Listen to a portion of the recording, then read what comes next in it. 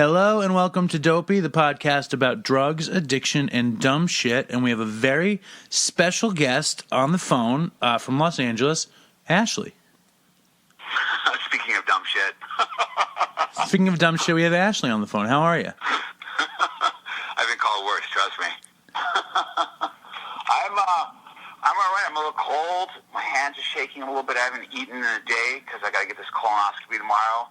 And I'm getting ready to start the prep for it, and that should be fun. I mean, the first thing it says, this product will give you diarrhea. I'm like, that's great. That's fantastic. So that's what I got to look forward to tonight. So is this the first time you've taken colonoscopy medication, pre-colonoscopy? I had it once before, and I really liked it, so I was like, how much to do this every week? Well, the real question is, though, like, Ashley is a hardcore drug addict in recovery. How would you compare colonoscopy medicine with kicking or with drugs? Like, is there a parallel anywhere there? You know, it's crazy. I guess because of the abdominal thing, especially like with the opiates.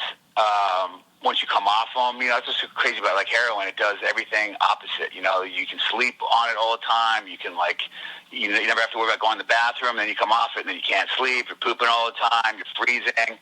But I feel like what's the weirdest part is that it reminds me of when I was a child, and I had spastic colon. So they prescribed me at 14 phenobarbital. That's kind of how it started, with like phenobarbital. It kind of reminds me of that same feeling my stomach feels like. But I haven't started drinking the prep. I just remember what it was like from last time. And it's like gnarly. So I would compare it more with like drinking tap water in Tijuana. All right. Well, there you go. Fucking phenobarbital. I know you haven't listened to too much Dopey, but my partner who died over the summer, his classic story was in a blackout, he went to rob a veterinarian for phenobarbital, and he roughed up a veterinarian and in a blackout and went to jail over that. He actually did it a year in jail for trying to, rough up a vet in Los Angeles for phenobarbital. So whenever I hear about, I used to have to take phenobarbital when I would go to detox, but whenever I hear about phenobarbital, it just makes me think of Chris, which is funny and sad. How did he pass away? He relapsed over the summer and he overdosed on fentanyl. He had 4 years clean. Oh man, that's so scary. I relapsed after 5. So brutal. You said you relapsed once after you had 5 years clean? Yeah, I was. I tell you what. So I was 5 years clean. I was in this band called the Wonder Girls, which was me and Scott Weiland from Stone Temple Pilots. I'm sure you remember Scott. And was that after Stone Temple Pilots or before Stone Temple Pilots? No, it was after. It was during, like right before, like number 5, whatever. How is this not in my notes? All right, start over. I don't know. You got to check it out. You got to look it up. Dude, all right, start over. But it was me, him, Troy Van Loon from Queens of the Stone Age, Martin Lanola from Porno for Pyros, Matt Sorum, Jay Gordon from Orgy. And so you don't say Matt Sorum from Guns N' Roses and the Cult. You just say Matt Sorum? Yeah, or Velvet Revolver, yeah. All right, yeah. Continue. A lot of stuff. Yeah. But we were doing that, and Scott was still struggling at that time, and I was clean. Everybody in the studio was pretty much getting loaded, and I was the only sober dude in there. And I was working with all these guys I really loved, and I always looked up to, and I just felt like I was the party crasher. They're oh, here he comes, the sober guy. When you're that guy. Yeah. It looked really good, man. I was God, it looks so much fun. And then I had to have a foot surgery, and they gave me Vicodin, man, and I just remember, I'm so scared. Even to get put out tomorrow, I get so scared because, I always say, maybe for justified reasons, but the disease doesn't know the difference, once that feeling's inside us. And so it scares me. And so I remember I started taking them, and then I started taking a few more of them and here and there. And I said, hey, Scott, what do you think? I'm out? You think I've relapsed? He goes, yeah, you're out for sure.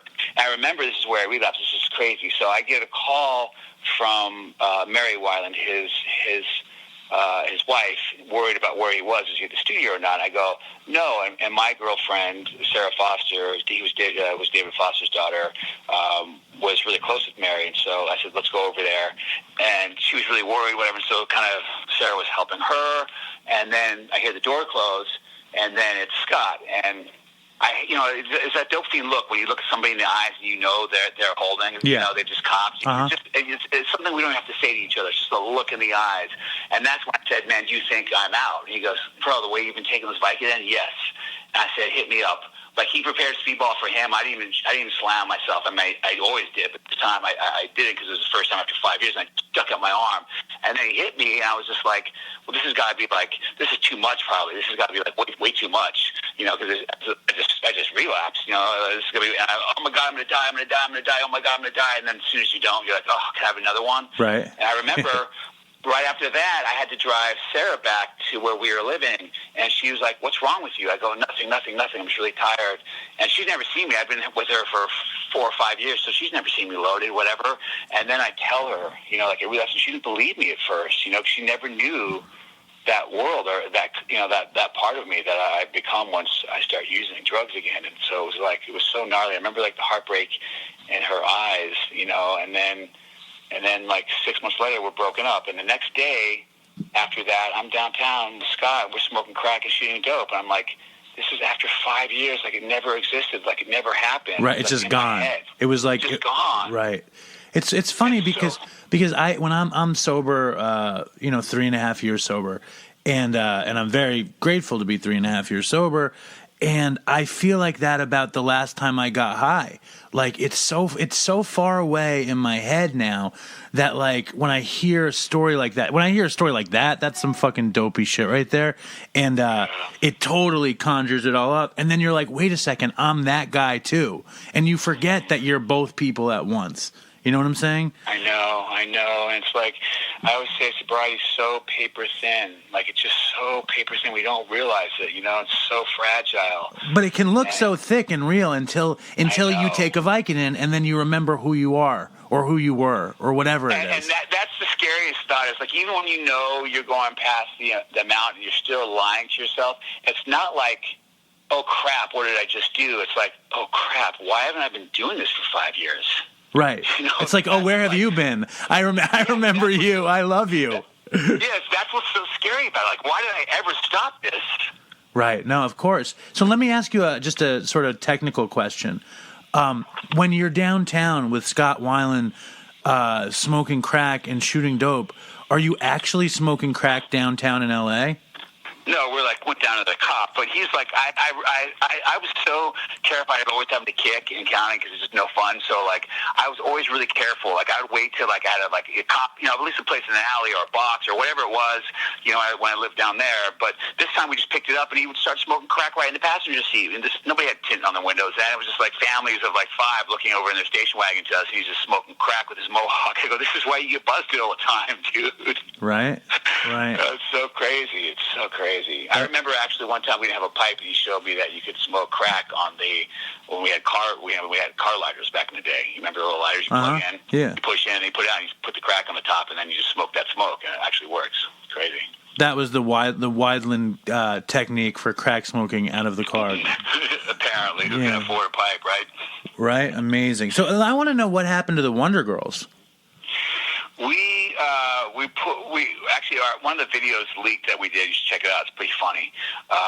So me and Scott would switch off and play guitar and sing, and Jay from Orange would sing a little bit. But my sponsor's actually calling me on the other line.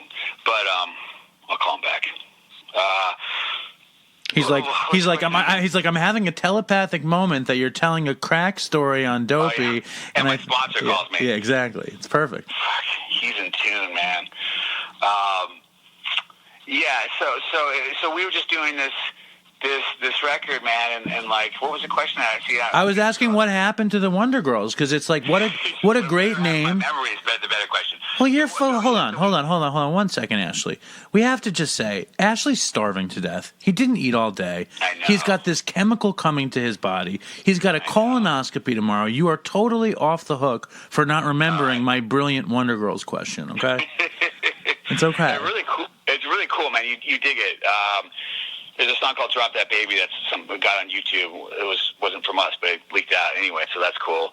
But what happened was we made this phenomenal record, and we all decided we wanted to do this together, and Josh Abraham produced the record, and we wrote these songs like in 1 or 2 weeks, and we had so much fun. We were in the studio in a little rehearsal hall before we even started the album. We had so much fun. There was so much creativity of all these guys and this band doing this stuff. You know, Ian Astbury would come down from the Cult, and like it was just, we'd have so much fun, man. And then we go right to make this album. We make this great album, and this is back in the day, man, when like you just lived in studios. I mean, your food budget is what record budgets are now. Right. You know, like just for the food, like it's so crazy what they are now, like nothing. And so we were just like loving it. We made this great record, and Scott and I walk in one day, and I walk in, and they're like, "Listen, we've shut down the studio temporarily. There's just some disagreements before the labels because we were all on different labels. So there were like arguments of who wanted what and who wanted, you know, this and that. So they started getting in lawsuits and threatening to sue each other and kill each other. And we just all looked at each other like a bunch of musicians, no egos, loved what they were doing, and wanted to put out this amazing record. So great. I'm so old. I'm calling it a record." Album that we did, we just loved it, you know, and so it got stuck in legal tape, and we couldn't do anything. People started slowly moving back to other projects that they were in, you know, their main project at the time, and we're going to go do that summer. We were going to do the Weenie Roast, because like the Cult was playing, P was playing, I think Orgy was playing, all the guys and the members of the band. We were going to like close the show with the Wonder Girls and getting ready to do like a 7-night, 7 tour thing, and just all fell apart, man. And it was like just the worst, man. That's when it all just went to shit, you know. And how long did that relapse started because you had foot surgery, and how long did the run go? 7 years, bro. Wow. 7 years. I couldn't get back, you know. So you had you had gotten yourself 5 years, and when you got the 5 years, was it the same? You have 8 years now, right? No, I don't have 8 years now. How many do you have now? A year. I'm coming up on a year next month. Oh, dude, I thought you were Mr. Sober. I'm just kidding. No, I'm just kidding. I had 5 years, and I was 7 years out, and then I was sober again for like 3 years, and then 4 years, and then like you read all this stuff, but people don't know. You know, now I'm just so brutally honest about it, like that I don't, you know. No, I appreciate that. I appreciate that a lot. You know, was the 5 years the longest? Yeah, 5 was the longest. Yeah. Yeah. What were you about to say? I have a terrible habit of interrupting, so forgive me. No, it's all right. It's just like you just forget. Like it's if you get it for the first time and get it, it's so magical, man. And then you throw it away, and every time you relapse, it makes it harder and harder to stay clean. You know, and like it's such a gift that has to be guarded. You know, it's just a fascinating disease. You know. Yeah, it's crazy. It's crazy. And what do you do? Like, we'll do the flip side of it right now real quick. What do you do? Scott, man, he was like a brother to me. I miss that dude every day.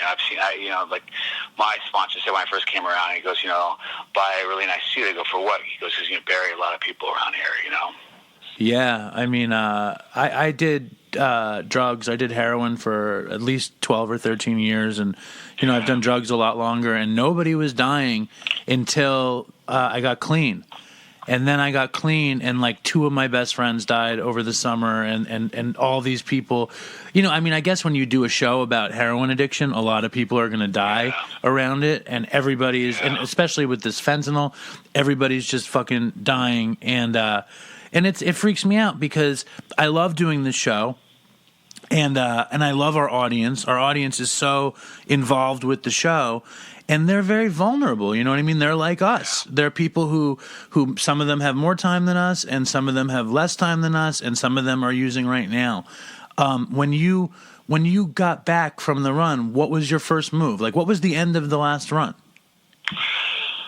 Which we mean before I got clean this time? Uh-huh.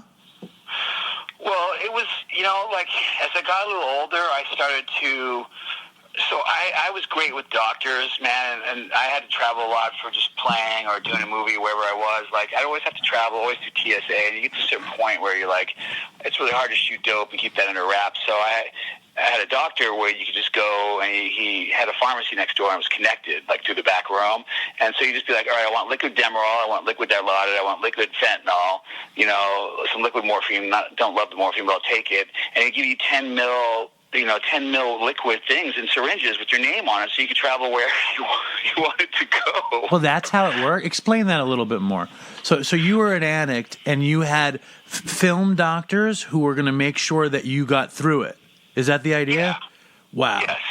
So, but why not have, like, you know, like heroin, it's great, but it's like 16, 70% pure. Now, pharmaceuticals, Dilaudid, is 100% pure. The kick's much harder from pharmaceuticals when you're slamming those than it is from the street dope. Yeah. Because it's 100%, you know, like, and people don't realize that, and it's like a gnarly kick. But I was doing that, and then, you know, as you get older, veins go, and then I started just doing pills and drinking, and so got to the point where, like, I kept coming in and out. I get like 3 months, 4 months, 5 months, maybe 6, and then, like, back out. And I still thought of it as, like, I don't know, I can't, you know, you just don't know why it happens, and it gets worse, and things happen, and you black out, and just, like, the fact that I'm not in prison for the rest of my life is, like, unbelievable to me, man, and I don't know. I can't say what it is. You know, people are always like, what's different this time? Like, I don't know, you know, like, I can't really tell you what's different. I mean, I'm not doing, like, dirtbag shit. I'm not being shady, you know, I'm being honest. I'm working a program, you know, but, like, I've had 2.5 years, been a secretary at a meeting, sponsored a ton of guys, walked across the street to an ER, because that's where I do my best performances, to get high, and get high after 2.5 years. So it's like cutting, baffling, and powerful, you know? It talks about in the book, like, you know, that moment when there's nothing between us and the alcohol or drugs. Right. And that's the heavy thing. It's like, are you NA or AA? I'm both, but AA. Me too. Yeah, me too. But it's like, so, like, we get to the book, right? And so I was just having this conversation with somebody today. I started doing transcendental meditation in the last 6 months, and it's been a game changer. Hold on, time out. Where did you get the mantra? Who gives you the mantra? So I went here because a lot of the TM places, they're based just on Hinduism, principles and mantras, and they, like, can cost a lot of money, but David Lynch has a foundation here, the director, where there's a sliding scale, so you pay what you can. And I went to it, you know, and it changed my recovery. Wait, so you're saying David Lynch has mantras on the cheap?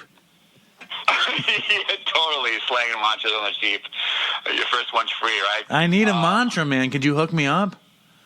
You have to come here and attend it in private. I can't, like, yeah. God damn it. I don't think you can phone it in. I really think that transcendental meditation is, like, it's the secret to the next level. I really believe that. So here's the thing, right? Yeah. So, like, this is where I'm going with all this. So we get to the book, right, Alcoholics Anonymous, and then we get to, like, we agnostics. It says, God is everything or nothing, right? It's your choice.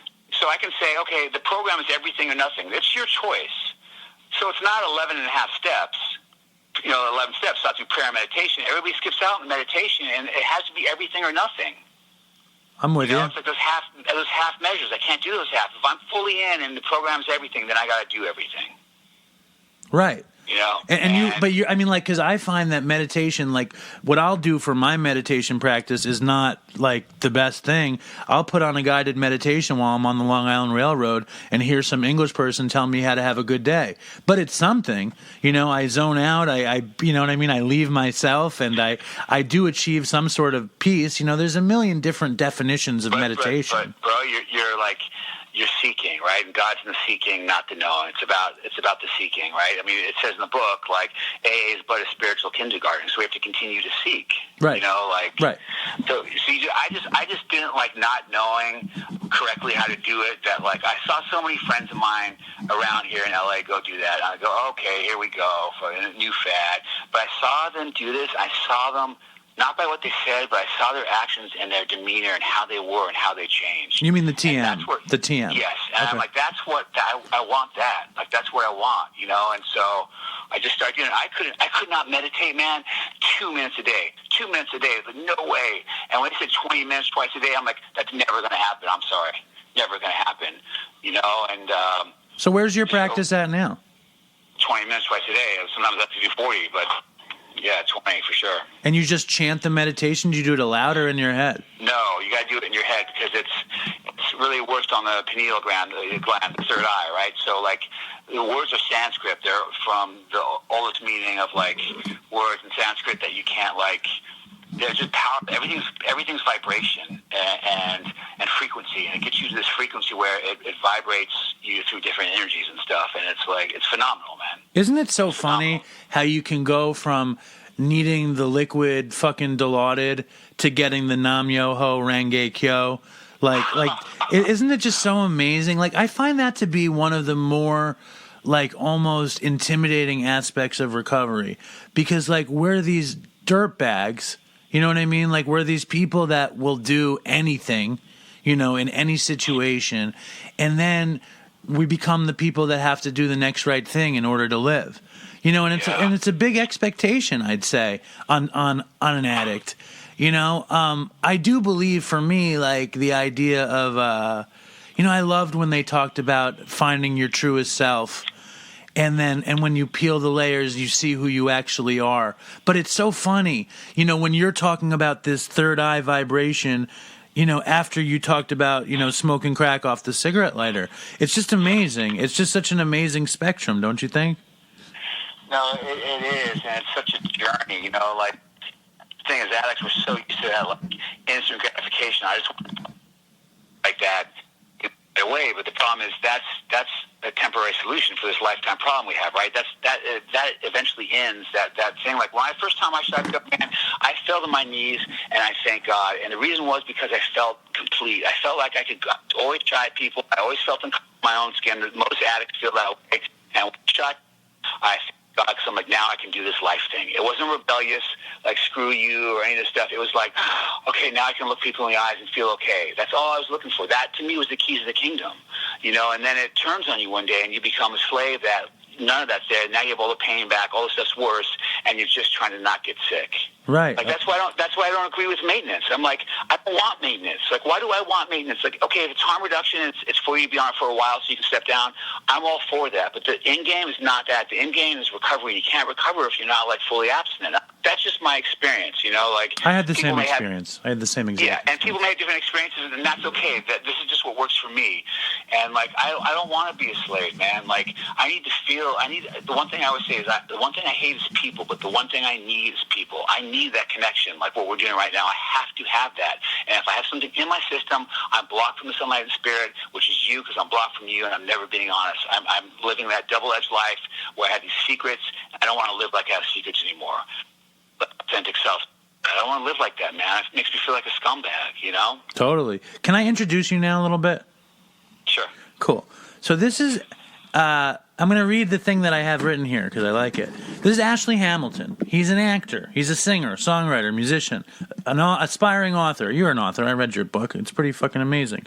Social media editor, contributing journalist, addictions consultant, and a nationally certified food addictions coach. And I need a lot of help with that, so we're going to get to that in a second. How'd you find all that stuff? Dude, I'm a fucking sleuth. I'm like the greatest podcast researcher in the history of addiction podcasts. Listen, I work as a drug and alcohol counselor, Chuck. I know.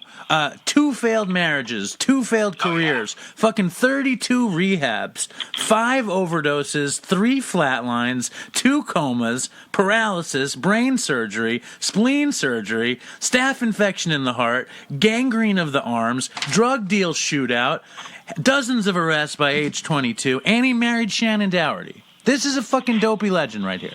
Welcome to the show. And just in that order, too, that was rock bottom. Right, exactly. No. The most amazing... I was reading, because Ashley sent me sort of... I don't know if it was a version of your book or notes from the book, or maybe it was a book proposal. Excerpts from the book. And the first one that really reached out to me was... because Ashley loves this Danny Sugarman character. And I love Danny Sugarman too. I remember when I was in high school, he just came alive to me because it was right before the Doors movie came out, and he was doing a ton of press, and I was just like in awe of this guy. And somehow you had the same sort of reaction, huh? Yeah, I read that book. That's so crazy you bring that up, man, because like, not a lot of people know, but some do, and it was so powerful, man. That's why how words are so powerful. I had tried, by that time I was like 17, I loved, smoking weed, and I tried a bunch of drugs, coke, this and that, but nothing. And for some reason, when I read that book and it described dope, I was like, that's how I want to feel. So when people are like, I don't want to grow up and be a junkie, I'm like, I did. Right. Like, you know, that's what I wanted to feel. The way it described in that book, that was the feeling I was going for. And I read that, and the guy in that book, his name was Dallas in the book. He was the stepfather of the girl Danny was dating, worked at a bar that's no longer around called Coaches and Horses. His real name was Richard. And it mentioned Coach and Horses in the book, and I don't know how long before that was actually, like, written, you know, how long that happened before the book came out. I think it was like 10, 15 years or something. But I went to that bar, and I found out the dope dealer that was in the book, Dallas, that was, you know, the stepdad of the daughter and all that stuff.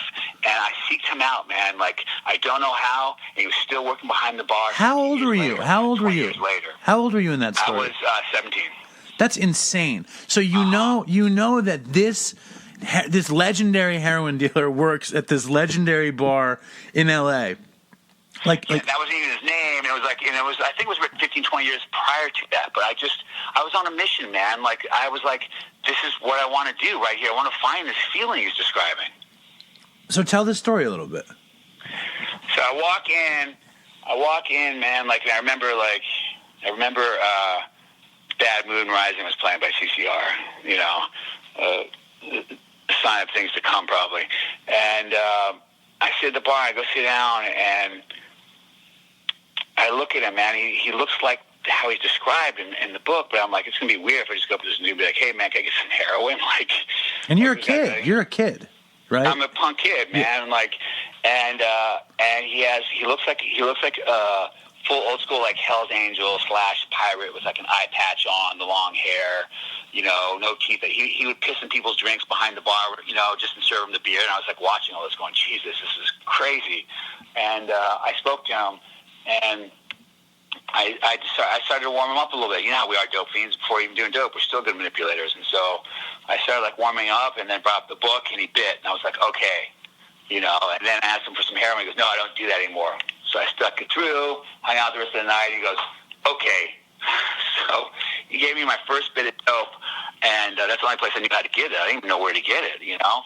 And so I smoked it, and like that was the first night I hit my knees before I even slammed. I was like, I smoked it. He goes, oh my God. And then I would get it from him all the time, and I would watch him slam. You know, and I was 17. I was still living at my mom's, man, and she had syringes in her room, and I slammed. I remember exactly where it was, what time it was. Like, I hit like I've been doing that my whole life. Like, I shot that needle in, hit that vein. It registered like I've been doing this forever in past lifetimes, you know? Right. And it hit you then, exactly the way you wanted it to hit you the first time. Correct. And correct. Did you say your mom had syringes in her room? Yeah, like vitamin B. They don't know B12 on stuff. Right. They're hippies, you know? Right. Whatever. And that was it, man. That was it. And then eventually, like, he had this old wife named Mary, and I would go shoot dope in their apartment. And then, you know, cocaine got introduced. So it was in speedballs in this apartment. I was with these junkies. They were like 50 years old at the time. Yeah. You know, and they'd be like, hey, kid, slow down. And I was just, like, on it. And then I found the drug dealer outside, the Mexican dude, Chewy. And he's like, you know, man, they're ripping you off. I was like, they are? So I started going straight to him. You know, like, right. And then it's just off and running, man. And I was willing to lose everything in my life or throw everything away for that, man, for that feeling, as we all know what that's like, you know? Yeah, when I was a kid, there was a guy, I had a dealer living in my apartment, you know, a dope dealer living in my apartment, and this old man came over to buy dope, and he had all these pills. He just had, like, you know, benzos up the ass and painkillers up the ass, and I had all these old cameras. And he was like, "Oh, he was actually he was a professor at Brooklyn College. He was a printmaking professor." And he goes, "Oh, these cameras are very cool. Would you be interested in selling me them?" And I was like, "Dude, just give me the pills and you can have them." And so I wound up trading all these old metal body cameras for these pills. And this guy was like, he was like a 70-year-old professor at Brooklyn College, and I started hanging out with him and his wife and shooting dope in their loft in Soho. And I would and me and him, I would be like 20, and he was like, you know, 65, and we'd wander around Soho copping and getting high. So I understand that experience, you know, like being this kid. But there's something very mystical about it, and you know that this guy has answers. And in your situation, I mean, you're dealing straight out of a book a fantasy book that you were into. You know what I mean? And it's like, but you came from an incredibly famous family. Did these people know about that? Were they getting off on your story at the same time or no?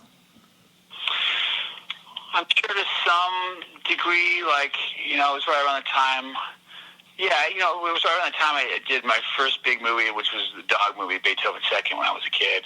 And that movie was, like, huge at that time, you know. And so there's a lot of stuff out, and then, you know, your family and all that stuff. And I just, like, I wanted to fight against that image so much, you know, like. You were like the goody two-shoes, good-looking little teenager kid, whatever. Yeah, just like the Zac Efron. And I just was, like, so not, like, it was like Nirvana and all that other stuff. And I was just so, like, the darkness I was so intrigued by. You know, now if I could go back, I wouldn't have given a shit. I'd be like, yeah, let's do this. I'll be like Freddie Prinze Jr., no problem. You know, like, it just was like, it just was this thing, man. And I think because I had, like, resentments for my family for that, and I just kind of wanted, like, I felt more comfortable shooting dope downtown with dope fiends, you know, than I did in the circle I grew up with. You know, everybody's like, oh, I wish, you know, Hollywood, blah, blah, blah. I felt so uncomfortable from the get-go that I just felt better shooting dope, like, in cardboard boxes or wherever I was. I was like, I'd rather hang out with those people than the people I'm surrounded with, because at least I know what I'm dealing with. Do you think it was the privilege that made you uncomfortable?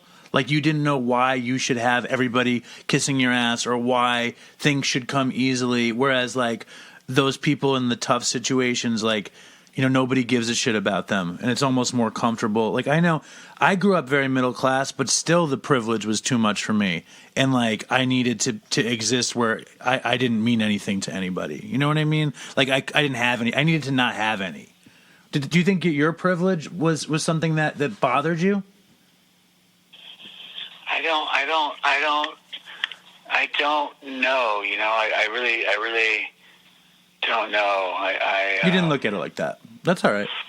No, I just wanted to escape. I mean, a lot of shit. You know, early on in my life, and all these stuff happened, and I just wanted to get away. You know, and I had so much resentment because of stuff that happened, and I just wanted to get as far away as I could. You know, but the problem is you can never get away from it when you're like, and grow up in that kind of light. You can never just be a worker amongst workers. You know, you can never just be you. There's always judgment crossed, I guess, and that's what I felt, I guess, is that kind of thing, you know, and so I'm not saying poor me or anything, man, but I just grew up, man, like, wanting to feel okay, and I never did, you know, and that's like the heroin thing wasn't a rebellious thing for me. It was like I was seeking a solution for this life problem I had inside, you know, which is the story for most of us, you know. Right, the heroin was as peace. The heroin would give you peace. Peace, yes, correct. Right, and that's what we want, so much of it, you know. That's why I say, like, it's so important in recovery that, like, we do this stuff so we have peace, man, because it's the mind that always takes me back, or it's taken me back to dope before. You know, the obsession of the mind, the analogy of the body, like the obsession of that mind is so powerful that it looks in that stuff as release when it's not, you know. Yeah, it's amazing. I had a kid 2 years ago, you know, and so I just, like, I don't want her to grow up the way, you know, I did. I'm not saying, oh, poor me, like, I had great family, all that stuff, yes, all that stuff, but I wanted to be present for her in her life. And I was, you know, she's never seen me loaded. I wasn't around her when I was loaded, not to make excuses. And it was like I told you, I get like 6 months, 3 months, go out for 4 days. And, you know, I just got tired, and I was willing to do this time. I was willing to do whatever it took, you know, and I really looked at, like, the, you know, doing the drug and alcohol counseling and stuff. Like, it was something in me always wanted to do that. And I started doing the school online over the past, like, years. I was, like, sober, you know, months here and there, just because I like to learn anyway. And I just was like, you know, the problem is I just directed a movie last year too, and you go and you work nonstop, and you're surrounded by tons of drugs, and it's very hard to go to, you know, you go to another state or wherever you are in another country, you're surrounded by it, and your head starts going, well, how they're working 18 hours, how do I do that? Oh, here's some Adderall. Oh, well, it's doctor prescribed, I need it for work, and it just started, like, messing with me, and then you come back to nothing, to zero, and that isolation, man, like, so to have, like, a 9-to-5 job, man, like, I'm so grateful for that. And I'm so grateful for where I'm at that, like, I just make that my main priority. And the problem with working in treatment is it's not my recovery. I love it. Your relapse rate actually goes up statistically when you work in treatment. I love it. I love it. Love being around kids who are dope fiends and alcoholics like myself. It makes everything else in life so worthwhile to actually see, like, maybe you can help somebody who's gone through what you've gone through. And I love being in that every day, that environment, you know, but I also have to work my program so I can continue to be there and be of service and not get stuck in all that. I think it was that was really hard for Chris, because I think that was something that did him in, because he was working in sober living, and it's possible that he was confiscating drugs and it fucked him up. Yeah. But what was the scenario when you found out you were going to be a father?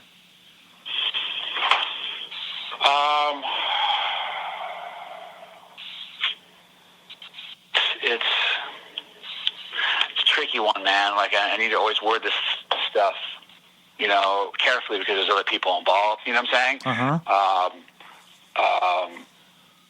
You know, when my daughter's mother got pregnant, I was still using, and me too. And I wound up, you know, I tried to get clean, and I wound up just smoking weed for a little while, but that didn't last, and then I started taking Xanax and Klonopins, and then it turned into dope.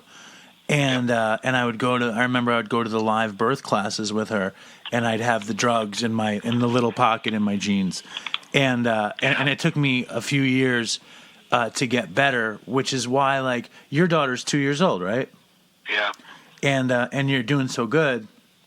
It's an amazing thing. You know what I mean? She doesn't ever have to see you get loaded. You know what I'm saying?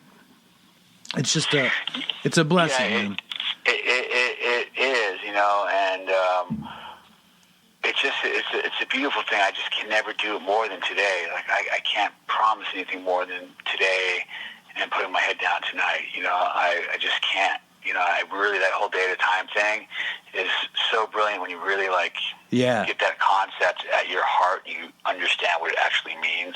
Totally. I got a problem, man. I got a problem. We all got problems. You're talking to the right person. No, I got a little problem here. And I'm really colonoscopy tomorrow? No, I need to drive my father-in-law home. Can I call you back in 10 minutes? All right, so I'm back from my father-in-law. He was very impressed what's up, by the way? He was very impressed that I had you on the phone. Nice. He said he's had to drink the colonoscopy drink. He had a very dread sound in his voice when he said that. I know, it's the worst. It's the worst. Like I said, it's the analogy of, like, naltrexone. Here, you're high on this heroin, you want some naltrexone, you're going to go into immediate withdrawal and cramps, you're going to be sick as a dog, you know? Like, is that what this thing is going to make you feel like? What's it going to make you feel like exactly? It's going to make you, like, cramp up, shit your pants. The first thing, it gives you massive diarrhea. That's the first thing on the label. That's what it's for, to clear everything out of your system. And I'm the biggest baby, bro. I'm a dope fiend. I do not like being sick, feeling sick, sweating, having cramps, pooping everywhere. It's just not my idea. I don't think it's anybody. It's a fun time, but, you know, just not looking forward to, like, I'm so, like, sensitive to that shit, you know? Yeah, it reminds me of, like, every time, like, when you knew the run was over, you know, and you're like, it's time to batten down the hatches, and you know the run is over. That depression, how about that depression when you know it's over and you gotta, like, it's that loneliness right there. It's so terrible. Well, it's like, that's why when people ask me, like, what they should do, I always just say, you have to go away. You have to go someplace. You have to, man. Right? I mean, like, I couldn't even make it an hour. You know what I mean? It's like I run out the door, you know, unless I'm broke, and then I'll sell something. You have to go away. I cannot tell you how much shit I hacked out of my TVs, tear them off, whatever, everything. Rob, steal. I mean, dude, it gets no, these places. Now, here's the thing with that's crazy, is, like, you can. I think it's going to take people out of their environment too, because it's just so easy. But the hard part of that is if they haven't been to recovery, that they leave that treatment center, you know, after 3 months, and then they come back home and they have no support of recovery, and that always scares me for people, you know. Of course, I mean, but it's like, it's funny also because you can go to treatment, right? And it can be one of these treatments that's right on the edge of one of these recovery towns, and you move into the recovery town and you wind up hooking up with the one chick who's fucking shooting dope. Or like whatever the case, you know what I mean? You can go home and have nothing, but you have the right mindset and you wind up getting recovery. Or you could be in the most sober place and have the wrong one thing happen. It's just such a house of cards. You know what I mean? Like it's unpredictable. That's the thing with it. So many, you see, we forget. There's so many factors involved of recovery that, like I said earlier, it's so paper thin and we don't realize it. You know, like if everybody stayed sober, we wouldn't be going to like meetings in little Lano clubs. We'd be going to meetings in, like Madison Square Gardens. You know? Right. It would be much bigger if the success rate was much better, is what you're saying. Yeah, but it's not necessarily a success rate, right? It's like, I mean, here's the thing: we have to figure out. Like they say, 5%. You know, I think they say 5% statistically with AA, but the problem is that's how many people are actually doing the program of recovery, right? Number one, and number two, I don't know anything with better odds that I've seen or I've tried. No, me neither.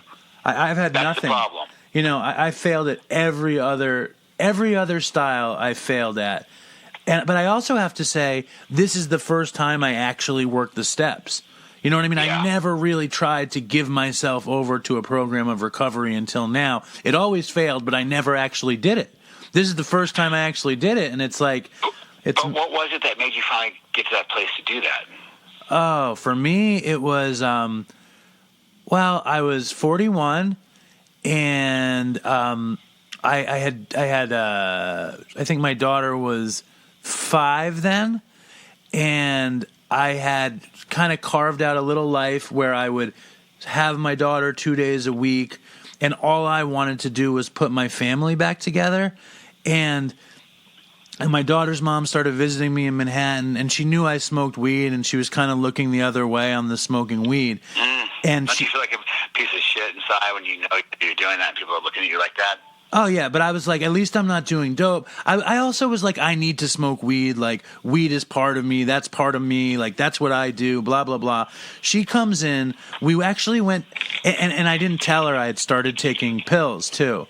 And I didn't tell her. And me and her went on a date to see, and this is the funniest thing. We went on a date to see the Amy Winehouse documentary. Okay. Oh yeah.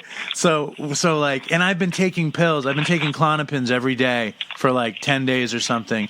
And we're in the Amy Winehouse documentary, and I like have that kind of phantom withdrawal, like I need a pill feeling. And we go home, and we wind up having sex. And I took a pill right before we had sex. And after we had sex, we come home, I order tacos, I take a Klonopin, and we had sex. After sex, I fall out from the Klonopin. The tacos arrive, and she's trying to wake me up, and I won't wake up. And then she does what women tend to do, and she goes through my phone, and she finds out that I've been on pills, and she tells me that I'm going to lose all visitation with my daughter for a year, and I have to get off everything. And I'm like, what? Blah, blah, blah. And I start fighting it. But at that point, I finally realize I have no life anymore. My whole life is, why can't I do what I want? Why can't I smoke pot? Why can't I take pills? Why aren't we together? Why can't I have it my way? Until finally I was like, you know what? I'm done. I'm going to try something else. You know, it was that. It was that. See, that's, I mean, when women, they're so much smarter than men, and anybody who thinks different does not know. It's crazy, though, right? They're so smart. They have the higher pain tolerance, and they send us out to wars. That's how smart they are. Right. You know, it goes, ugh. Like, it's so crazy, man. And then things you finally go through all that, you want to get clean, and it's just like, you said it, man. You were like, you knew it was over. Like, it's like that page 63 in the book where it says, selfish self-centeredness, that we think is the root of all our problems. We must get rid of this selfishness, or it kills us. We must. Like, that's so crazy, and that's exactly what you're saying to me. And it was always about me, my feelings, And I remember when the mother of my child said to me, "Ashley, you always play the fucking victim," and it hit me so deep. you know, and I was like, oh, that's what I'm doing. You know, I don't want to be the victim anymore, you know, because victims don't take care of themselves. And it was just like, it was so profound, man, that I knew kind of like you were saying, like, I just wanted to try a different way, man. I'm so tired of living everything by how I feel. I feel this upsets me. Oh, I'm sensitive, like, constantly, you know? Yeah, of course. And then I remember I was like, I didn't want to give everything up. You know what I mean? I really didn't. I had jars and jars of bud. Like, one of my dreams was to have many jars of many different kinds of bud. And I had achieved that dream. And I was like, I don't want to give up all this bud I have and this little weed. You know, it was like a fantasy. I'd been a junkie my whole life. I'd always wanted to have little jars of different strains of weed. And now I did at that point. And I was like, you know what? I'm going to go to a meeting today. I'm not going to get high. And I went to a meeting. And I was like, if I share at this meeting, this is day one. You know what I mean? It means I'm not going to go home and I'm not going to get high. You know, and I shared at the meeting, and then I went home and I called my best friend and I gave him all my bud. And I was like, wow. Enjoy. You know, and that was that. And then I went to another AA meeting.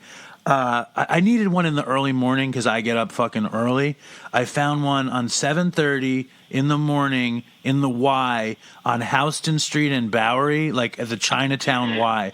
And there was an old painter from I told my story, the story I just told you, where I was obsessed with my family and blah, blah, blah. And there was an old painter from New Zealand, and he said, "We would really appreciate it if you came back tomorrow."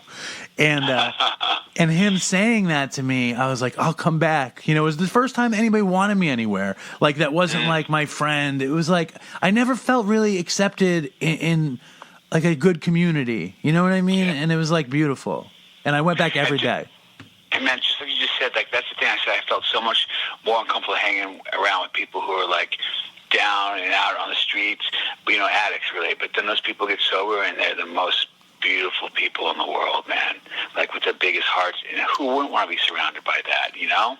Yeah, totally. Like, nowhere else in the world. We're surrounded in a world where all that matters is, like, everybody's trying to get something. What are you trying to get? What are you trying to get? But, like, in program, we're trying to be something different, to better our lives. That's huge, man. And to give it to the next guy, which is even bigger. You know what I mean? We're these people like who did all this fucking terrible shit, and then all of a sudden we have the chance to be the person that helps somebody. Like, that's amazing. And I always had a tough time doing that, because I was always like, well, where's mine? Why am I not getting this? Why is he getting all this stuff and he's sober? Like, that guy constantly, the compare, despair game. And now I'm like, the only thing that matters is, like, if I haven't helped anybody today, I'm fucking wasting my life and wasting somebody else's life. Well, you're helping thousands of people in the Dopey Nation, so pat yourself on the back. Like, yeah, we don't want to end like him. Yeah, I mean, that's something, though, right? Right, Ashley? Don't you? No, it is. That's the magic of. That's so cool about your show. You doing this is like, in reaching as many people as you do. It's like two alcoholics, addicts talking to each other right now, and just being honest, man. Like, and how many people that reaches and helps. And like they say, for every addict, it affects 7 people in their lives. And you know how they are, how they feel, and that 7 people affects another 7 people, right? Co-workers, this, because they're worried about their kid. Like, it's huge. And by us just not getting high today, we're affecting so much of the world for the better, and that's so powerful. Like I said, frequency vibration earlier, that's so powerful, you know? Yeah, man, totally. How did you get in with Chuck and into this the job?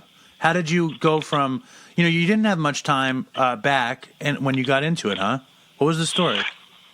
I knew the owner, Warren, for 50 years or so, and I went to the program there, you know, for a couple months, and I just didn't want to leave, so I volunteered. I already had my KDAC, you know, yeah, CCAP, whatever. I already had that. I just had to finish some hours, and they let me volunteer and put some hours there, and then I got hired, man. I love doing groups. Like, I do, that's, you know, my main thing is I do tons of groups. I love it, you know.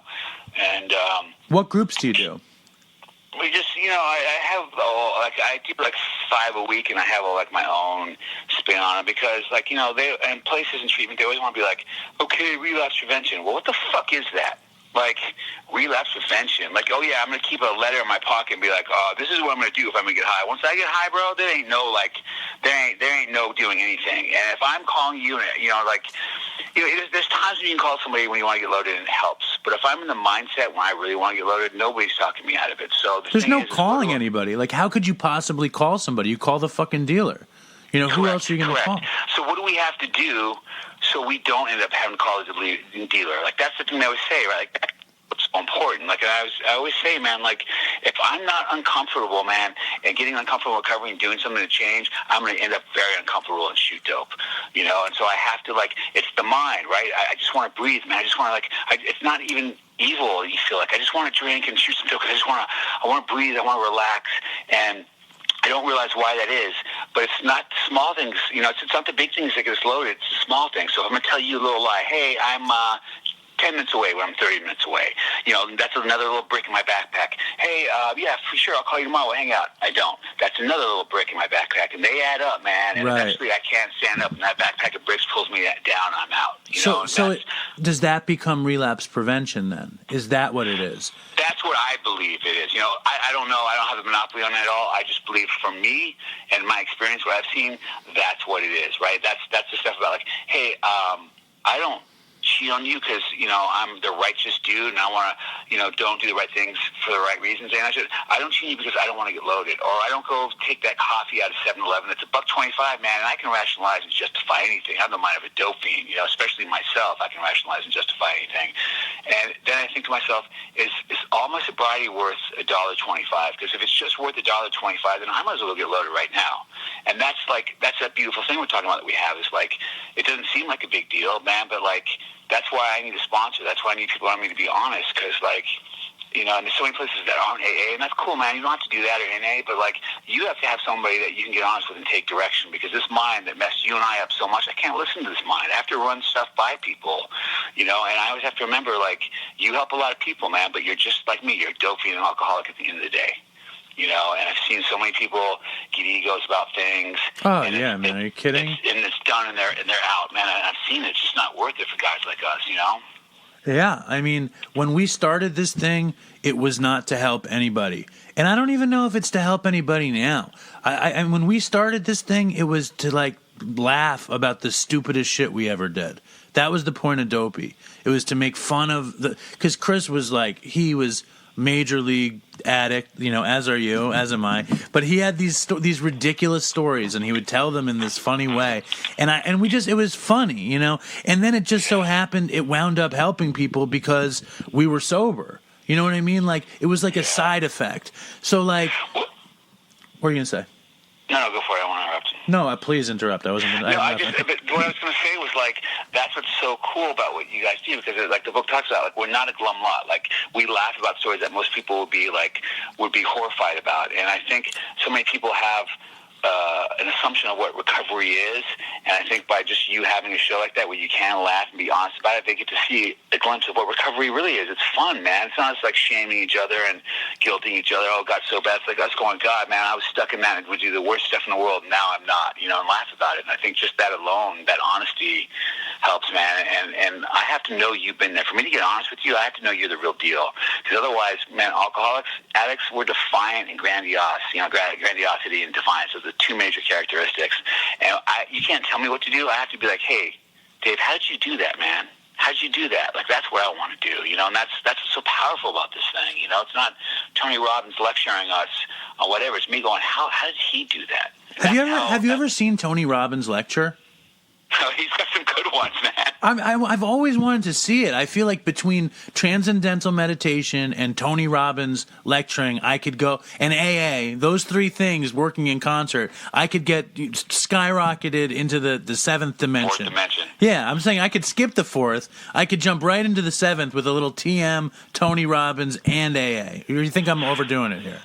I think, I think you just want to start where you can start. It's like, okay, now if I get here, you hear it. Now if I add a little weed in the mix, oh, stop it.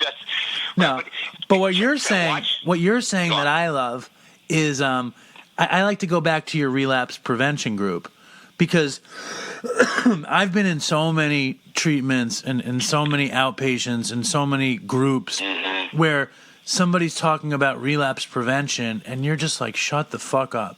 You know what I mean? Like, yeah, I never understood relapse prevention because I never had any clean time to relapse from, triggers.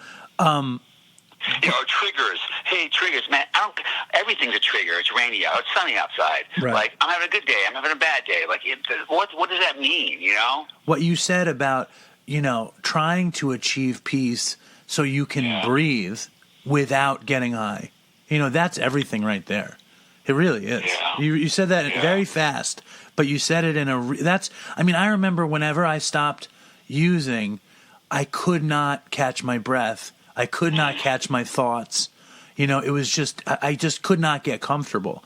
And thank God, by some, miracle, I found comfortable in sobriety. Now it's the first time that ever happened, Yeah, and that's what they say about us. Like, if you're a real addict, man, you put down the drugs and alcohol and your life gets worse, right? And that's what that whole first step is. Like, my analogy, the first step is, hey, Dave, you may be done with drugs and alcohol, but drugs and alcohol done with you. Right. That's the powerlessness of that step one. That's how powerless we are over this thing, and it's just so powerful. You start to realize that you have to turn it over to something that can't be yourself, man, because this is like, man, if you're sober today, you're a miracle, right? Like, we're miracles, bro, that we're clean right now at like this time of night. And if you're not, you can be, and that's what's so beautiful about this thing is like, how do we get comfortable? How do we get out of ourselves and think of something so opposite of how you and I are naturally as dope fiends and what we think like and what we personally think of. It's so hard to change all that, right? And I always say to change, like, I hate that saying, man, when they go, hey, Dave, the one thing you got to change is everything. Yeah. Well, that's fucking great. Yeah. That's like saying, oh, well, sometimes you have to go left to get right. Like, what does that mean? Yeah, sometimes you feel like a nut, sometimes you don't. It's like, fuck you. Right? Like, oh, yeah, it's like, there's nothing greater than waking up with, crystal meth in your cup or Folgers, whatever. Exactly. Yes, I'm with you. It's ridiculous, man. Like, but how I always say in like group, how we change, man, is like, but what I'm doing right now, what you and I are doing right this second, how I'm acting towards you, how you're acting towards me. That's the only way we have any power, because everybody's always in the future. I'm in the future. I'm in the future. There is no future. You're never going to be in the future, ever. Only your head's going to think about the future. It's impossible. We can only be in the present, right? So that's so heavy. This head that we have, this diseased mind, that's what keeps getting us loaded. Right. Over and over and over again, and that's what's so scary, man. That's what I'm saying, like, that's what the unmanageability is, right? You maybe don't drugs and alcohol, but drugs and alcohol, I'm done with you, right? The unmanageability part is that, like, now that I stop, now my head's really fucking crazy. And now I really want to die, man. I've had 9 millimeters in my mouth, like, I've wanted to not live anymore. Don't say another word. I want to read an excerpt from your book that I have queued up, which is kind of about this. Can I read it? Yeah, go for it. All right. 1990, and this is from Ashley Hamilton's book, which will come out eventually. 1994 was a year of living hell. I lost the use of the left side of my body, except for some minimal movement in my leg from an on-purpose overdose of shooting coke and pills. I shot over a gram of coke at one time and took a mixture of 100 pills that were all respiratory downers, including methadone, morphine, and Valium. I was tired of living as an addict, but I didn't have the strength to quit. I thought killing myself was the only way out. No matter how much I wanted to stop using, I couldn't. I was high all day, every day. When I awoke from my coma in the hospital, I had just enough muscle control to drag it along while using a crutch. My doctor was disgusted by me. What a waste, he said. I knew he was talking about the fact that I was a privileged kid who fucked up his life. That comment hurt at gut level, but he was right. It wasn't the first time I heard words like that. I reconciled the fact that I would most likely die from my addictions and that there wasn't really any hope for me. I believed the only way out of all this would be if I could pull the trigger to the gun I slept with underneath my pillow. I would have loved to blow my brains out, but I could never actually muster up the courage. Instead, I chose to die by slow suicide.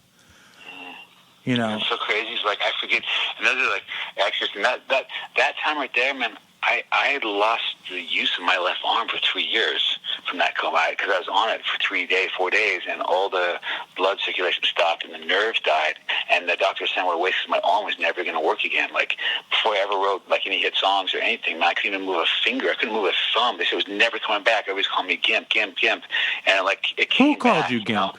Oh, my friends, when I first got sober again. It's like right around that time, for the first 5 years. And man, like, it's just so brutal. Like hearing that, like I don't even think it's me sometimes, but I feel how heavy that is. And you just took me back to like, that sense of memory of what that was like. And it's so heavy, and so good for us to hear how bad it is, because they always say, like, try to remember how bad it is. But let me tell you something, man. Like, the doctor told me this, addiction doctor who used to deliver kids, used to do children. He goes, the most painful thing in the world is childbirth, right? Childbirth. He goes, girls are screaming, their hips break, they shit themselves, like I'm going to be doing in a few minutes, and it's the most painful thing in the world. And I say, never, never, never, never, never again. For 5 months later, they're back pregnant. Right. We forget. He goes, it's impossible for the human brain to forget, how much pain. We think at the good times. It's the way the brain is built in the midbrain and our old primal brain, so we can keep moving on. It's a great thing about being involved. That's why I say you have to get involved to stay sober, because you see that on a daily basis, and you're like, I don't want to go back to that, because that's the truth of it right there, not what my mind's telling me. Right. And that's the built-in forgetter they're always talking about. Ugh. My built-in forgetter is so profound, I even forget what they mean when they say about a built-in. I swear, I always like, what do you mean a built-in forgetter? But it's like that, the childbirth description, it's this whole thing. You forget everything. You forget fucking everything. And that's also why that story that you told in the beginning was so relevant. You had foot surgery, and then that drug touches your brain. And you're like, wait a second, I remember what this is. That was like a joke me and Chris used to have all the time, which was like one day when we were really old, we would be like dying or something. And the doctor was going to be like, you need some fucking morphine. And I'd be like, oh yeah, I remember what this is like. You know what I mean? Like, and that's a beautiful idea for me. Like, I'm 44 to not have to touch a painkiller until I'm dying on my deathbed. Because chances are things happen where you get put in touch with these incredibly scary forces that fucked you up at some point. It's hard to avoid them, wouldn't you say? When you say evil forces, it's so true, I don't like to scare people off, but it is satanic, man. It's the closest thing to true evilness. And it's so misleading, man. And you know the darkness. That darkness is like, you hear that analogy before. It's like, sober living in color, no more technicolor. It's fucking cold, and that connection's gone, man. I know what that feels like. And the chances are, yes, we are going to die from this disease, most likely. And I tell people that, and they get all freaked out. But I'm like, but at least I'm going to do what I have to do to stay clean. If I realize that, and I don't want to go out like that today.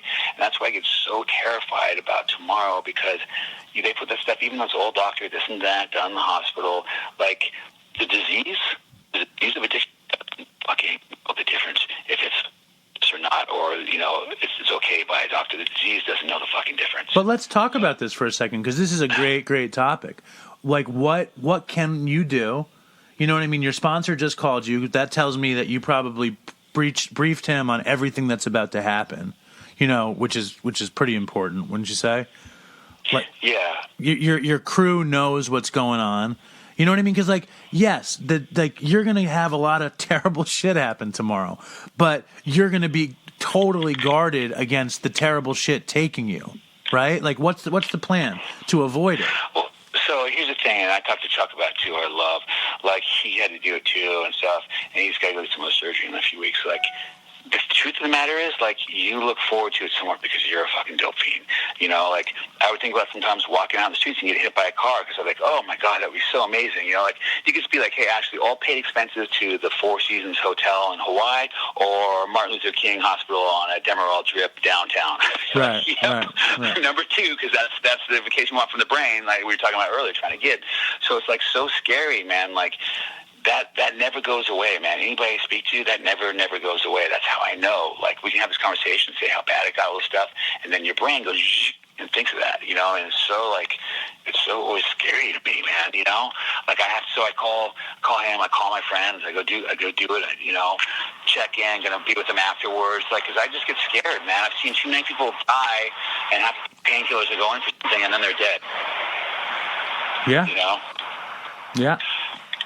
And you have so much good stuff going on. Now I'm going to give you the option, Ashley, where you've stuck with me really well, and I think this has been incredibly amazing, and I appreciate every second. But you have a big thing you have to do. I'm going to give you an out. If you need to get off the phone, we can totally do another part whenever you want. The fuck? I record in my attic. There's no big deal. I got to start sipping this thing in a minute. But I tell you what, like, if you ever get a chance, watch, even tonight, it's only 10 minutes, watch Will Smith on Motivation, man. It will blow you away. It's so powerful. Will Smith on Motivation, huh? Yeah. I heard somebody, my friend told me about it. I will watch it. And you're going to tell the Dopey Nation to watch that too? Will Smith on Motivation. I'm telling you, it's so freaking powerful. It's 10 minutes. Ashley, this episode is going to come out tomorrow. Awesome. Hopefully I'll still be alive. Yeah. So, like, what are we going to do? Can we reach out to you tomorrow? Like, I'm going to reach out to you tomorrow. But, like... For sure. I'd love that, man. Yeah, for sure. I know that the Dopey Nation is going to be, like, very concerned. So, like, they can follow you on Twitter. That, what can they do? That, honestly, I swear to God, I'm not just saying it. That makes me feel even more... That makes me feel even safer because I'm like, okay, now...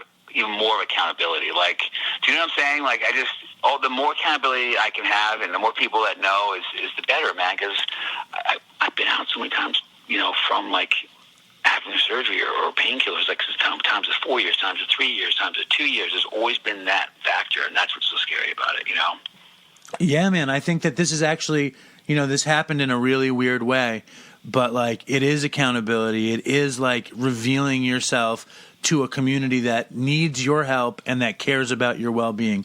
And I need you to come back on because I didn't hear about Shannon Doherty, Rod Stewart, or your dad. And I need to hear about all that shit, too. So I want to say thank you, and it's been totally magical and cool to have you on the show. It's been awesome, man. I really enjoyed it. It's a lot of fun. It's it's not really, it's rare you get to do interviews like this and get real honest, and the other person gets as honest too. The actual host. Like that's just so cool, man. We definitely brought up the vibrations and frequency tonight for sure. Nice, and if you can get me some fucking TM too, man. Let me give you a mantra, so you can start doing this. Yeah, get me some fucking mantra on the cheap from what's his face, Blue Velvet, David Lynch, cheap mantras. Exactly. Hook it up, please. I'm gonna call you tomorrow, Ashley, man. Keep your fucking head up, and thank you.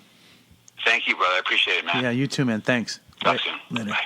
So there he was, the great Ashley Hamilton, part 1. I look forward to part 2, where we hear about the great Shannon Doherty and the great Rod the Mod Stewart and George Hamilton and, growing up in Hollywood. But what a crazy Dopey story. This guy had been to rehab 32 times. I've been to rehab a handful of times. Chris had been to rehab 15 times. Ashley Hamilton has been to rehab fucking 32 times. So let's hope his colonoscopy medication goes well. And let's hope we can get him back on the show soon. It was really, really, really cool to have him on. And let me know what you thought about it. Write an email to dopeypodcast@gmail.com. Share your thoughts on Ashley Hamilton's first Dopey appearance. I found him to be incredibly dopey and also, like, really, really into recovery. It's kind of a new sort of take that we don't hear very often. Usually we hear from like an old timer or we hear from someone who's using or whatever. It's a new take. Now I'm going to play a voicemail from a young man, a millennial listener named Tyler. Tyler recorded, I think he recorded this voicemail 3 times. He recorded an 18-minute version. Then he recorded this version. And then when I complained in the last episode about 10 minutes being too long for a voicemail, he changed it to a different 5-minute voicemail where he kind of shit on me in the beginning. But I re-listened to the 10-minute version. We're going to play that. So here's Tyler with his rehab cakes story. What's up, Dave? What's up, Dopey Nation? Tyler calling in from California. Pretty new listener. Been listening to the podcast for about 2 months now. I had actually never listened to a podcast before, but one day I was feeling weird, and I typed in Heroin into Spotify, and your podcast was the first thing to show up, and so I gave it a listen. And at first, the episode that I had selected, Dave, you made fun of millennials in it some way or another. I don't remember. And I'm a millennial, but I don't like the term millennial, so I got offended, and I was like, okay, I'm not going to listen to this. And long story short, I ended up going back, giving it another try, kind of like I did with heroin. And I got hooked. And I love it, man. I think it's a really great show. And I kind of listened to the episodes in reverse order. So, when I first started listening, this guy Chris was already dead. And then as I went backwards, I got to know who Chris was. And it became kind of emotional for me, man. And, it's crazy how well you can, get acclimated with people who you've never met on something like this. It's awesome. So, yeah. I have 20 months clean from IV heroin. I mean, I'm clean from everything, but that was my drug of choice, man. And I've had some pretty dopey stories along the way. I mean, I'm not, outrageously beyond, anybody else who's been in that world, but I've got some pretty crazy stories, and one comes to mind. So back in 2015, when I was about a year and a half into IV heroin use, I was out of jail. I had just gotten out of jail after 4 months, and got kicked out of this girl's house. She had let me stay there for a little while, but I wasn't really cooperating with what she wanted me to be doing, and she kicked me out, and I was floating around from place to place, living in and out of motels and people's couches and stuff. And so anyways, my buddy who introduced me to shooting Dilaudids before I ever tried heroin, Kyle, calls me up, and he has 6 months clean, and he's in rehab, and he's doing good with his life. And I had never been to rehab, so I was like, okay, I mean, every rehab that I've ever heard about costs tens of thousands of dollars, but you're telling me this rehab's free? It's like, okay, why not? And he's highly promoting it, saying, bro, you should come along, man. We'll pick you up right now. It's a great program. It's the only thing I've ever been able to get clean with. So they come and pick me up, him and a couple of guys that lead the program. And what I come to learn is that it's a mostly Puerto Rican program. Most of the guys in there are Puerto Rican. There's 3 white guys. Me, Kyle, and someone else. And, some of them speak English, but some of them do not. And so I wake up after my first day, and I'm kind of sick, but not really, I wasn't freaking out sick, but I was starting to feel shitty. And they told me, you can have 2-3 days here to see how things are done. We'll give you hot meals and, but we're going to shave your head. And I was like, okay, that's kind of weird, but everybody else had short hair. And so they were like, yeah, it's normal. It's just a way of starting over. It's okay. Your hair will grow back. So they shave my head. They give me a couple days, but then I'm pretty sick. I'm not fully detoxed by any means. And so the way this rehab works is we go out on the streets 5 days a week, sometimes 6. They drop us off in plazas, like Walmart or Target plazas, and they give us 100 or so of these cakes that they bake in their certified, quote-unquote, bakery. Now, this bakery is basically just a kitchen inside of one of the houses. There's 3 houses, and they make cakes every day in these little tins. And they sell them on the street, in parking lots, in nail salons, boutique stores, any store you can walk in where soliciting is not explicitly banned. And we sell these cakes and say, hey, we're here representing a free rehab. This program helps save my life, getting our life back together through this program. And we stay open and keep letting addicts in off the street by donations from the public. We sell these cakes. They're made in a certified bakery, and we sell them for $5 a piece or whatever you want to donate from the heart. And so come to find out, we sell out every day. These cakes just sell. They sell and sell. And, a third of the people a quarter to a third of the people don't even want the cake. They just say, we think what you're doing is great. Here's $20. Here's $40. Keep doing your thing, guys. And what I come to learn out is it's pretty ridiculous. It seems like it's a good program at first. They do give you breakfast and dinner, but, it seems like kind of a scam because I'm starting to notice, okay, well, these guys that have been here the longest are driving around in their Chrysler 300s. The head honcho guy, he's got a Cadillac. They all have nice TVs, brand new iPhones. And I'm just like, okay, this is kind of a sham, man. Like, what the hell? They let you keep some of the donation money so you can buy your own lunches and get hygiene products and clothes when it's approved. But after 3 weeks, I'm like, Kyle, man, I tell my buddy, I'm like, I appreciate it, man. I think I'm good, though. I was like, after 3 weeks, I got this, man. I'm like, I'm not really vibing it here. I think I'm gonna pack it up. And he's like, man, don't go, bro. He's like, don't go. And I'm like, dude, he's like, what are you gonna do? And I'm like, I don't know. I'll go back home and get my old job. And he's like, bro, he's like, how about this? He's like, I have an idea. He says, I know where they keep the shirts. And I'm like, what? He's like, yeah, dude, I know where they keep the shirts, and I know what the recipe for the cakes is.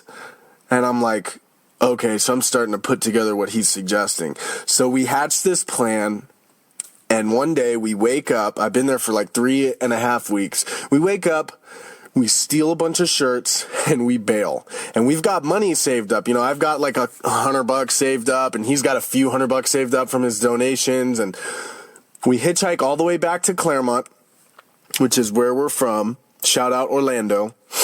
And, man, we get a motel at the same motel I was at, ironically, and we rent a U-Haul. We go to the store, buy all these ingredients that we need from his recipe for these 5 different kind of cakes that we have. We go to the restaurant supply store, buy these cheap little tins, and we call up a buddy of ours, and we start baking up cakes in this guy's oven. We give this guy $50 to use his oven. And we start baking up cakes, and we start wearing the shirts that have the name of the rehab on them, and we start selling them every day as if we're still in the rehab, except we're making all the money and we keep it all and continue buying cakes. And we do this, but the problem is we relapsed the first day we got out. And by this time, fentanyl was already on the streets. It was starting to become more prevalent. It wasn't quite like what I encountered later on down the road in like Minneapolis and stuff, where that stuff was just knocking people out left and right. But it was sprinkled in there to the point where your tolerance was getting up there real quick if you were already addicted to heroin. And so it just becomes unmanageable. And the funny part is we were using the U-Haul for like the first month, right? And so one day this kid, the kid whose oven we're using, his mom comes home from work randomly and surprises us, and she's like, what the hell are you guys doing? She sees all these cakes everywhere. So we basically come clean to her, except we don't tell her we're high. We tell her we're still clean. And she's on board with this. She sees what we're doing, that we're pretending to be in rehab still and making money this way. And she thinks it's a good idea for her son, she knows is still using, to hop on board. So she goes and buys us a car to lower our expenses so we don't have to use a U-Haul anymore. We continue baking up cakes, but the whole thing starts falling apart after about another month. The kid that we were using his oven, he just doesn't know what the hell he's doing. Kyle and I are decent at selling the cakes, but this kid is just like nodding off while he's trying to sell the cakes. And we're like, dude, we're going to get caught this way. There's no way we can keep this up. So, and then we start fighting over dope and stuff and racking up our motel bill, falling behind, And then one day we're driving and Kyle's just like super faded behind the wheel, and he's nauseous. He starts getting nauseous and he throws up outside of the car. And lo and behold, right as soon as he sticks his head out the car to throw up, his brother, who's a police officer of the neighboring county, drives right by us and sees him throwing up. He doesn't stop us because technically he can't. He's not in the same jurisdiction. But he calls his supervisor and tells him that he knows where Kyle is, because guess what? Kyle has a felony warrant for that county. Not the county we were in, but the county that his brother works for. And so he gets snatched up pretty quickly. And I can't run the whole operation by myself. I can't bake up all those cakes and sell them all. So I started to take a different path, man. I moved to Boston eventually. The whole thing, it fizzled off after about 2.5 months, but man, it was a wild ass ride. Super dopey. Man, I really loved your guys' podcast, Dave. I think it's awesome. I love the premise of it. You know, I think it's a great thing that you guys are doing. So with that, stay strong, Dopey Nation. Toodles. So thank you, Tyler. That was an amazing voicemail. And Tyler should be an inspiration to all of you guys because he sent in a voicemail, and he even went far enough to send in different versions. I suggest to send in a shortish and Swedish fucking voicemail that's dopey, that's funny. Voicemails are my way to hear from you guys. You know, you send in a few voicemails, we play them, and then maybe you come on the show. But this is the easiest and most effective way to hear from the Dopey Nation. So if you guys want to be on Dopey, send me a voicemail and make it funny. Make it snappy. Make it interesting. Please, just do it. Thank you for doing it. I love hearing from you guys. Also, there are new fucking dopey skull hats, whatever you call them, wool hats, beanies. They are available. I have a new fucking kind of hat available. There's t-shirts on the website. I love it when you guys buy gear. It's good to make money, but it's even better for the exposure. So, send in a voicemail and buy some dopey merchandise. Now, I'm going to read an email. You know, I'm not trying to make this a big dopey commercial, but I never talk about our products. And, you know, I think it's really, really cool whenever I see people online with dopey gear because it really means that dopey exists. And you guys know we cracked the 1 million download threshold. And I think when I see you guys in dopey gear, you know, I'm obviously not making any money on this show. It's just there's something about, I don't know, it's cool. I love it. So here, I'm going to find an email. All right, I got this email from Australia. It came in, actually, I think it came in this week. It's from a guy named Bentley, and he writes, "Greatest podcast ever. Hi, Dave. Loving the podcast. I found Dopey 2 or 3 months ago and listened to your latest episode. I was instantly hooked, so I went back to your first episode and started listening from the beginning. I'm close to halfway through your episodes. Yourself and Chris worked together so well. I was laying around at 1 a.m. and thought I check on a new episode, and that's when I heard you said Chris passed away. I literally cried. I feel like I know you both. It's insane. Enough about that. Time to tell you a little about myself. Everyone calls me Bentley. I'm from Australia. I am currently just over 2 years clean off meth, MDMA, and benzos. Still smoking weed, though. I had been to rehab once and jail twice, all before my 17th birthday. I talked my mother into letting me start selling drugs. I ran an open house, which is when anyone and everyone can come to the door and buy some drugs. I was almost 14 years old when I started the open house. My first tactical police raid was when I was 15 years old. I ended up in rehab for 90 days and remained in jail for 4 weeks. Second raid by the police was when I was 17 years old and I ended up in jail for 90 days. Then I had to do an at-home rehab program. 6 p.m. to 7 a.m. curfew. I couldn't leave the house. Piss tests on Wednesday, Monday, and Friday. Counseling 3 times a week. And I had to go to court once a week too. This is all for a year. So this was all before I had a meth problem. Rehab was just for weed and benzos. Obviously, I couldn't smoke weed due to piss tests, but I figured out I could do meth and drink heaps of water and it would be out of my system. So basically, the whole time I'm doing piss tests and counseling, I'm cooked off my head on shards. I have a lot of good Australian drug memories I would love to share with the Dopey Nation. Hope to hear back from you. Regards, Bentley." Well, it's a crazy email, Bentley. Are you clean now? What's your story? What are you using? Where are you at? Are you aware of Gabby and the rest of the Australian crew? And speaking of which, where is the Australian crew? When we started doing the show, there was this guy, I think his name was Maurice, and he told a story about a guy named Ivan that he found passed out in a phone booth. And I think after Chris died, Maurice sent in this crazy angry email, like, I don't know, shitting on Dopey or angry that Chris had died or just angry. So Maurice, if you're still listening, I don't think you are, but if you're still listening, drop me a line. I would love to hear from you.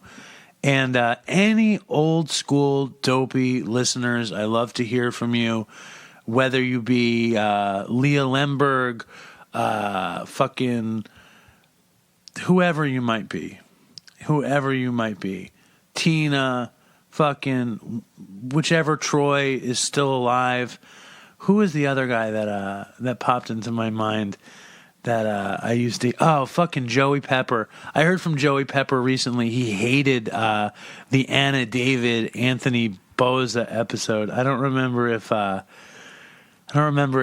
read his email or not. Let me find his email. I'm going to read it again. Hold on. Here's the last Joey Pepper email. I always love to hear from Joey Peppard or Pepper or whatever his real name is, whoever the hell he actually is. What's up, Dave? Hope you're good. Joe Rogan fucking sucks. You are way better than Joe fucking Rogan, but I totally agree with Roger, that was the Norwegian guy, and Justin about 164. The guy that wrote the books with Slash and shit was cool, but the rest of that episode was totally whack. Drug story interviews with horrible drug addicts and a little recovery is what I like to hear, but that's just me. I just now listened to 165 because the last episode was so boring I almost forgot about Dopey. But 165 was good, Killer Mike was awesome, Run the Jewels is the only hip-hop group I'll listen to. But anyways, I just feel the need to lay down my 2 cents about Roger Said. Peace out, Dave. Merry Christmas. No more literary episodes, please. Joey P. There he is, the great Joey Pepper. I don't know. I think that does it for us. This is an extended Dave Alone section. Please write in emails. Write in reviews. We need reviews, okay? Write in reviews. Something weird happened last week where there's this guy who, I guess he has a pretty substantial blog, and he wrote some sort of link describing Chris dying and the episode that we did just after Chris dying. And because I forgot his name, hold on, let me figure out his name.